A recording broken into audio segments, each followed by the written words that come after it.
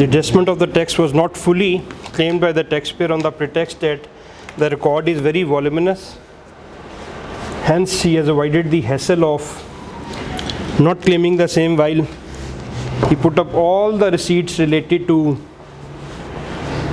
landlines and mobile phone bills, and later on we saw that the breakup that he provided to us of 150 million was related to the electricity expense was inflated, as the entire tax deductions were not backed up with evidence. Similarly, there are few other observations. Tax deduction on imports and declaration of imports. Very often than not, these result into some sort of tax evasion, and at times they are fully reconciled. Why do they get reconciled? उसको भी हम देखते हैं, और कहाँ कहाँ पे difference है वो भी हम अभी ऑब्जर्व कर लेते हैं. ये एक ऑब्जर्वेशन है. ऑफिसर ने कहा कि tax deducted on import of goods was 19 million. On work back basis, the import works out to be rupees 2 billion by applying the rate of tax at 5.5%. Earlier returns में normally हमारे पास tax rate सिर्फ एक single entry पे होता था, या हम उसको गेस करते थे कि जी मैक्सिमम आपका रेट जो है वो हमने अप्लाई कर दिया. लेकिन अब आपके पास जो टैक्स रिटर्न्स हैं उसमें different rate of returns, different tax rates की इंपोर्ट्स स्पेसिफिकली वहाँ पर आप मेंशन कर सकते हैं. तो ये वर्क बैक करना ज़्यादा आसान हो गया, वरना otherwise we would take the highest rate कि जी आपको छोटे रेट्स का हमने एग्जेम्पशन दे दी, इस हाईएस्ट रेट के अगेंस्ट हम आपको वर्क बैक कर रहे हैं, तो कम से कम इतनी इंपोर्ट तो आपकी होगी, right. You are required to reconcile that difference. वो कह रहा है कि जी on the other hand sale tax profile depicts import of rupees 2 billion, it leaves a difference of rupees 151 million. और वो कहता है कि जी इस डिफरेंस को आप रिकनसाइल करें कि इनकम टैक्स और सेल टैक्स में आपकी इंपोर्ट्स का डिफरेंस क्यों आ रहा है. इसकी कुछ वजूहत हैं, अभी हम देखते हैं कि वो क्या है और क्या नहीं. एज पर कोड नंबर फलाना, tax deducted on import of goods has been claimed at rupees 99 million and declared imports as per code number फलाना is 4 billion. As per sale tax profile, you have declared imports at 4.9 billion. Leaving a difference of 174 million, you are again required to reconcile that difference to avoid adverse inference under the law. Finally, कहते जी income tax import से है, tax आपका 14 million था, work back basis पे 271 million बनता है, लेकिन no import purchases has been shown in the income tax return. अच्छा, 171(7) के हवाले से सारे आपके ये शो कॉज डेफिशिएंट हैं. ये आपकी एक्सप्लेनेशन है जो आप उससे इनिशियली मांगेंगे. अंडर 214C या 177 का जो ऑडिट कर रहे हैं ये उसकी लैंग्वेज नहीं है, ये 1225A की भी, ऑल्दो वहाँ पे भी डिस्प्यूटेड है कि आप इस तरह पूछ सकते हैं कि नहीं पूछ सकते, लेकिन यहाँ पर आप ये एक्सप्लेनेशन में उससे पूछेंगे prior to issuing your audit observations. और जब उसके नतीजे में वो जवाब फाइल करेगा, अब उसको हम देखते हैं कि ये रिकनसाइल कैसे करता है. This requires reconciliation and may or may not result in a tax inference. Import जो है हम उसको चार्ज ये करते हैं कि जी आपकी वर्क बैक जब हमने किया आपके टैक्स रेट्स को, तो आपकी इतनी इंपोर्ट होनी चाहिए. लेकिन इंपोर्ट कंसिस्ट ऑफ 2 थिंग्स. उसकी कैपिटल गुड्स यानी कि प्लांट और मशीनरी भी हो सकती है, और उसकी रॉ मटेरियल्स भी हो सकते हैं. लेकिन हम उसको क्या कन्फ्रंट कराते हैं कि आपने परचेजेस में जो इंपोर्टेड रॉ मटेरियल्स लिखे हुए वो इतने हैं और आपकी इंपोर्ट इतनी है, दोनों रिकनसाइल नहीं कर रहे. द फर्स्ट एलिमेंट इज कि जो उसने इंपोर्ट किए हैं उसके अंदर कुछ प्लांट एंड मशीनरी भी हो सकती है. वो प्लांट और मशीनरी आपको कहाँ से मिलेगी? अगर आप उसकी जीडी सारी निकाल लें जो कि आपके पास सिस्टम में अवेलेबल है, तो उसकी डिस्क्रिप्शन लिखी होती है जीडी के ऊपर कि वो रॉ मटेरियल है या क्या. वो डिस्क्रिप्शन से पता लग जाएगा कि is it a raw material और इज़ इट अ प्लांट और मशीनरी. और अगर आपको उससे भी नहीं समझ आ रही तो जो उसका एचएस कोड है वो वहाँ से पिक करें, और बोर्ड की वेबसाइट पे आपका तमाम एचएस कोड का कस्टम का अपडेटेड टैरिफ पड़ा हुआ है, वहाँ से आप देख सकते हैं कि वो प्लांट और मशीनरी है या रॉ मटेरियल. तो जो प्लांट एंड मशीनरी है वो आप वहाँ से निकाल के उसका इफेक्ट देखेंगे कि कितना उसने वहाँ पे इंपोर्टेड रॉ मटेरियल डिक्लेयर किया है या नहीं किया. और अगर वो प्लांट और मशीनरी है तो उतनी अमाउंट आपकी कहाँ आनी चाहिए? एडिशन इन प्लांट और मशीनरी. वो एडिशन इन प्लांट और मशीनरी जो हुई है बाय वे ऑफ इंपोर्ट्स, वो उसकी डेप्रिसिएशन का जो स्केड्यूल है वहाँ पे भी रिफ्लेक्ट करेगी, और जो उसका अकाउंटिंग शेड्यूल है डेप्रिसिएशन का वहाँ पे भी उसको रिफ्लेक्ट करना चाहिए। अच्छा जी, इनकम टैक्स जो आपका सेकंड डिफरेंस जो पड़ जाता है उसकी वजह ये है कि income tax it is levied after all the taxes. तो वो जो हम वर्क बैक कर रहे हैं, आपने एक फिगर पे इंपोर्ट किया 100 रुपीज़ पे, उस पर पहले आपकी कस्टम्स ड्यूटी लगी, अगर कोई custom regulatory duty in addition to that है वो लगी, ऐड ऑन हुई, फिर सेल टैक्स लगा, फिर अगर कोई स्पेशल एक्साइज ड्यूटी लगी हुई है आपकी वो लगी, और फाइनली इन सबको जमा करके इनकम टैक्स की वैल्यू आनी है, राइट।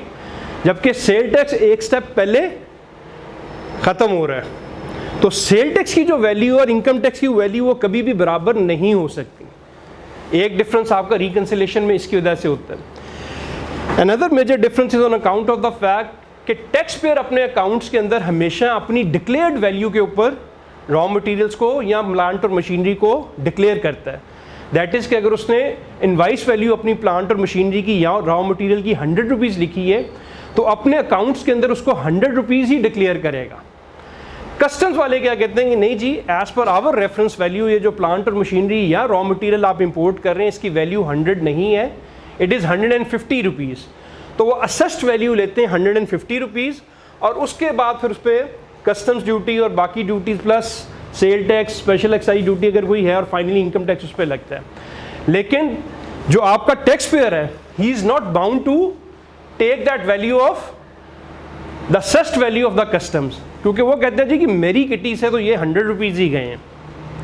वो अलहदा बात है कि वो शायद उससे भी ज़्यादा हो, 150 से भी ज़्यादा गए हो, लेकिन जो उसने अपने अकाउंट्स फ्रेम किए हुए वो उसने 100 रुपीज़ की वैल्यू पे किए हुए।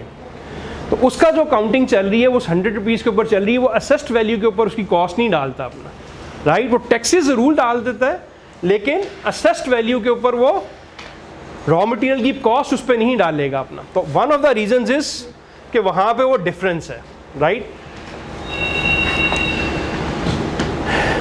अच्छा जी, एक चीज़ अक्सर हम ये देखते हैं कि वहाँ पर अकाउंट्स के अंदर कई दफ़ा उसकी हम जब सिस्टम में जाके देखते हैं तो टैक्स ज़्यादा कटा होता है और इधर उसने कम क्लेम किया होता है, और कई दफ़ा इट्स वाइस वर्सा के इधर ज़्यादा क्लेम किया और उधर कम कटा हुआ। दोनों की अपने अपने टैक्स इन्फ्लुएंसेस हैं। अगर उसका टैक्स ज़्यादा कटा हुआ और क्लेम कम कर रहा है तो उसका टैक्स इन्फ्लुएंस क्या होगा? अमूमन वो आपको जवाब देते हैं कि जनाब वो it is near to closing entry of 30 June 28-29 को की थी, तो अकाउंट जब हमने क्लोज़ किए हमें पता नहीं था कि कौन सी सिस्टम में है कितना है, तो उसकी वजह से ये डिफरेंस आ गया। Number 1, the accounts are framed 6 months down the road.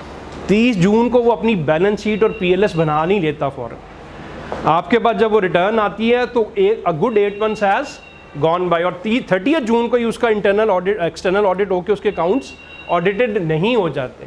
तो जब 5-6 महीने गुजरते हैं उस वक्त तक उनको हर चीज़ का पता है कि मेरा कितना टैक्स कटा था और कितना नहीं कटा था। तो ये बात तो बिल्कुल गलत है कि जनाब वो 29 से 30 जून की एंट्रियाँ थी, इस वजह से हमें पता नहीं लगा अपना कि कितना टैक्स कटा था और कितना नहीं था, कितनी चीज़ गुड्स डिक्लेरेशन के बाद क्लियर हो चुकी हुई, कितनी नहीं, ये गलत है। 6 months down the road everything is clear to him. तो अगर उसके पास टैक्स वहाँ पे ज़्यादा है और वो क्लेम कम कर रहा है तो हमने सिर्फ ये इंपॉर्टेंट वर्क बैक करके देखना है कि जनाब वहाँ पे जो इंपोर्ट फिगर्स आ रही हैं उसको वर्क बैक करके देखें तो क्या उतनी अमाउंट उसने डिक्लेयर कर दी है, राइट। फॉर एग्जांपल उसने टैक्स कम क्लेम किया हुआ और वहाँ पे फिर हम कहेंगे जब उसको वर्क बैक करेंगे तो इंपोर्टेड रॉ मटेरियल की वैल्यू ज़्यादा निकलेगी क्योंकि टैक्स उसने कम क्लेम किया हुआ है।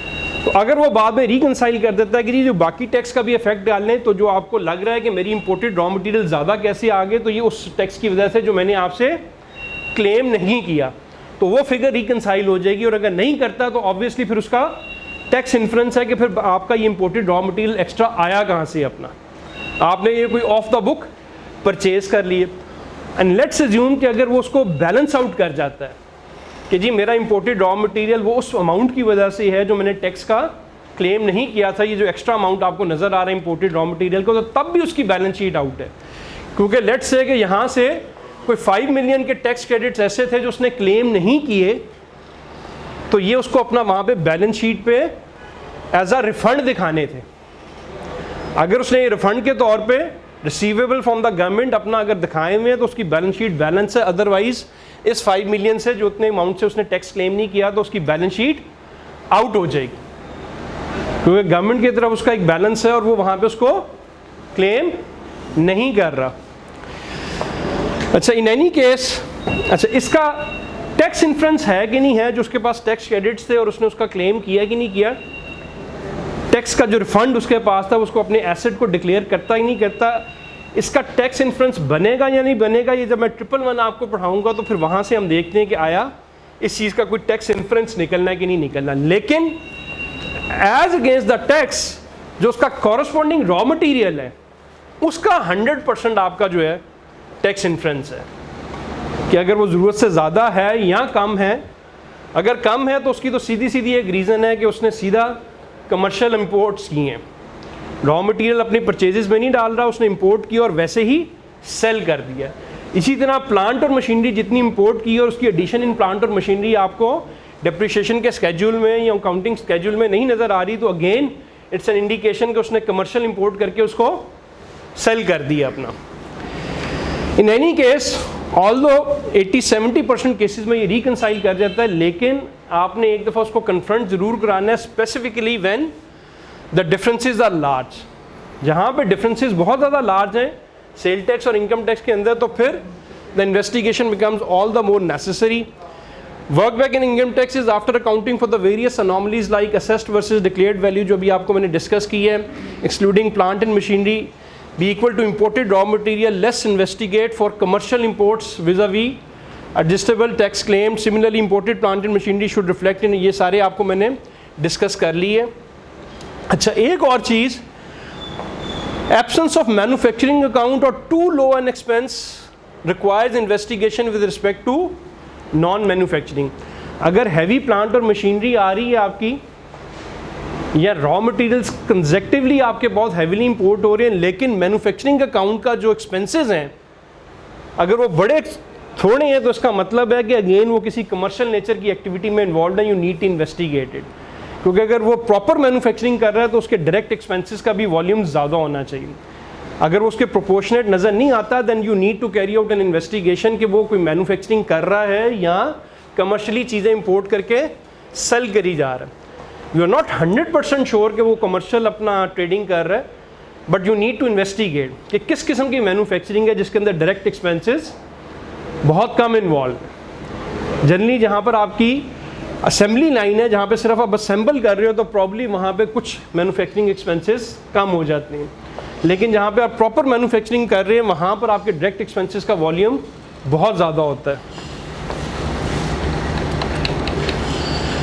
अच्छा जी, 21C for all heavy expenditures, छोटों को देखें या ना देखें, लेकिन जितने आपके हैवी एक्सपेंडिचर्स हैं, चेक 21C कि आपने उस पर टैक्स विद होल्ड किया टैक्स पेयर ने, and at the same time third party verification. Third party verification करनी क्यों नेसेसरी है? हमने देख लिया कि जनाब ठीक है उसने परचेज़ की और अगली पार्टी का उसने टैक्स काट के जमा करवा दिया, तो फिर थर्ड पार्टी वेरिफिकेशन क्यों नेसेसरी है? जी, why would we do that?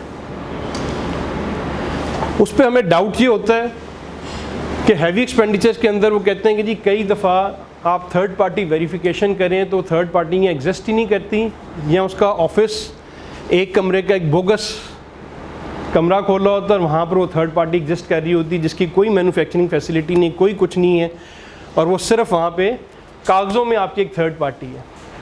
तो टैक्स पेयर को उसका क्या फ़ायदा है? इन्फ्लेट कर रहा है ना, एक्सपेंसेस इन्फ्लेट कर रहा है, और उसने आपको हुडविंग करने के लिए क्या कर दिया कि जनाब देखें मैंने तो थर्ड पार्टी का टैक्स भी डिपॉजिट करा दिया, एक परचेज़ की है थर्ड पार्टी से और विद होल्डिंग टैक्स भी काटा और मैंने डिपॉजिट कर दिया, आपने 21C चेक किया एंड यू गॉट सेटिस्फाइड कि हाँ जी ट्रांजे, whereas this third party it does not exist. तो क्या हो क्या रहा है? वो ये रहा है कि अगर उसके 100 रुपीज़ हैं तो अगर 100 rupees he offers for taxation तो उसको रेट लगना है 29%, ठीक है।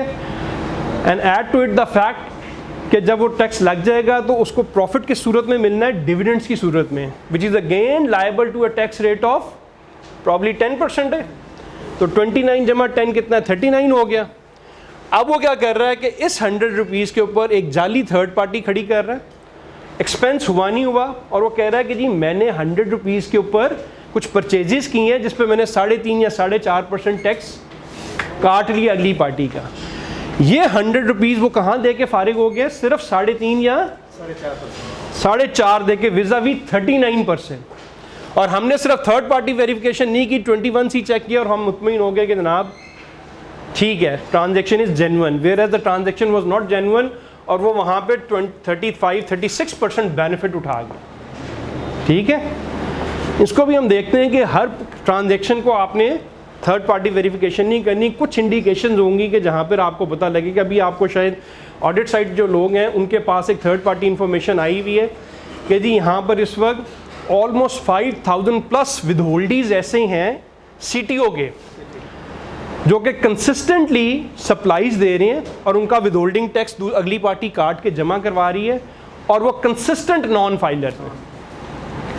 तो अब बोर्ड ने कहा है कि जी उनको चेक करें, एक तो उनसे नंबर 1 रिटर्न्स इन्फोर्स करवाएं उन विदहोल्डीज़ की, क्योंकि कॉन्स्टेंटली और दूसरी पार्टीज उनके टैक्स काट रही हैं और ये लोग रिटर्न ही नहीं जमा करा रहे जिनका टैक्स कट रहा है। तो एक तो उनकी रिटर्न इन्फोर्स कराएंगे तो obviously sale tax, income tax उसके साथ कुछ आएगा, one thing. Secondly after enforcement of return board कह रहा है कि जी उसको वेरीफाई करें कि वो बोगस है या असली है। तो अगर वो बोगस निकले तो ये तमाम जो आपने एक्सपेंडिचर्स किए हैं वो आपको उधर वहाँ पे डिसअलाउ करेंगे अपना।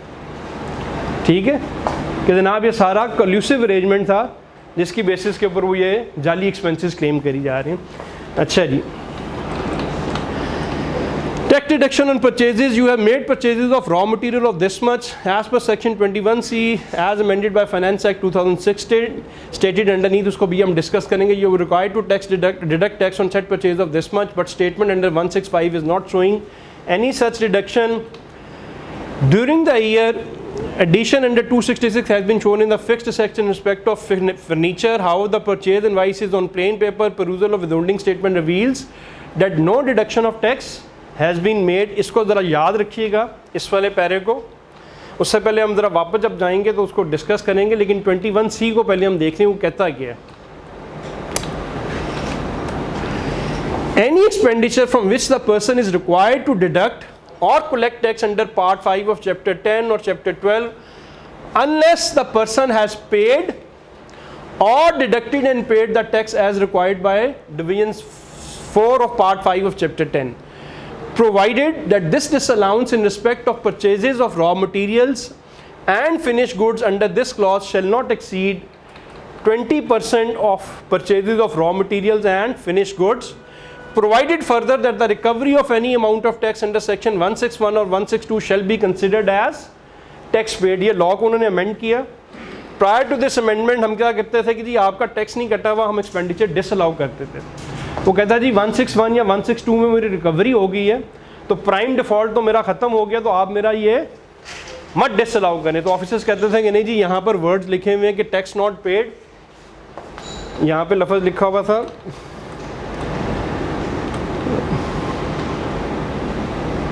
Any expenditure required to deduct और कलेक्ट टैक्स अंडर पार्ट फलाना।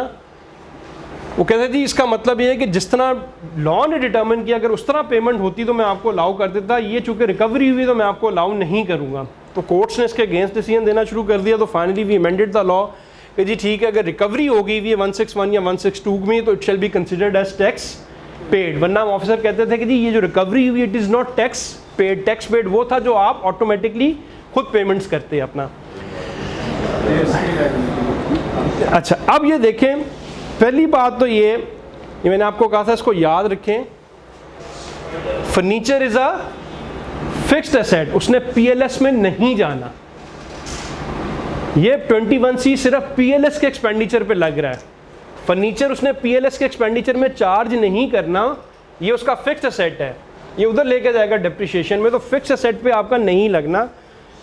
रॉ मटेरियल्स पे गवर्नमेंट ने इसलिए रिस्ट्रिक्ट किया है कि अगर वो आप सारा उसका डिसअलाउ कर दें तो इंडस्ट्रियलिस्ट को बहुत हैवी नुकसान हो जाता है। तो इसकी रीज़न की वजह से उसकी लॉजिक ये थी कि चलें 20% अगर किसी ने ये काम किया तो उसको रिस्ट्रिक्ट कर दें, अदरवाइज़ उसकी कॉस्ट ऑफ सेल जनरली वो जो जीपी डिक्लेयर कर रहे होते हैं वो 30, 40, 50% की हद तक कर रहे होते हैं, तो अगर 100% ही वहाँ पे डिसअलाउ कर दें उसकी कॉस्ट ऑफ सेल तो बहुत हैवी उसको डैमेज हो जाता है, तो इस वजह से उन्होंने उसको लिमिटाइज़ की है।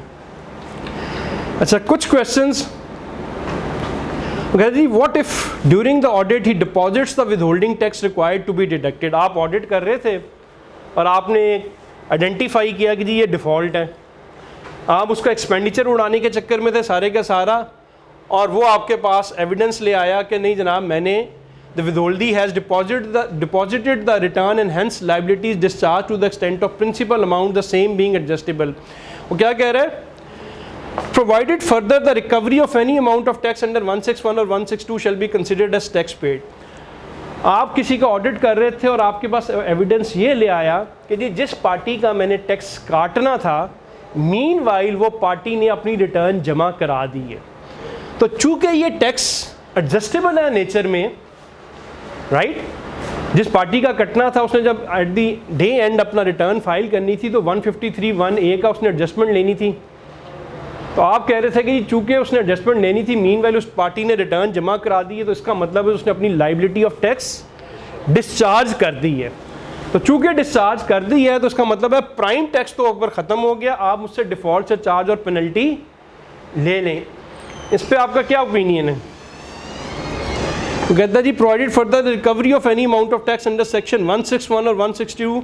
161 और ज़रा 162 देखिएगा।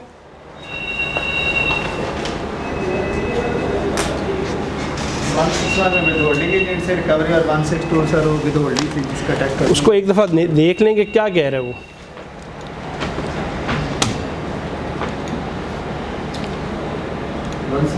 सबसेक्शन 2 ये बात कहता है कि अगर इस तरह हो जाए कि विदहोल्डिंग की अमाउंट जमा हो गई है तो फिर प्रिंसिपल अमाउंट नहीं दी जाएगी, सिस्टम को कॉस्ट चार्ज।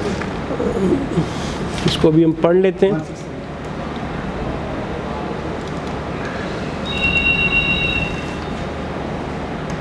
अच्छा ठीक है,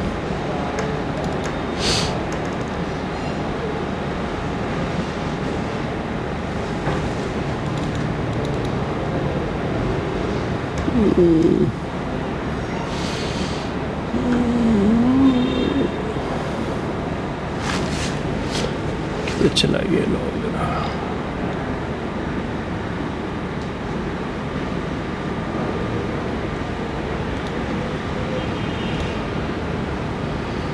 लॉ किधर चला गया?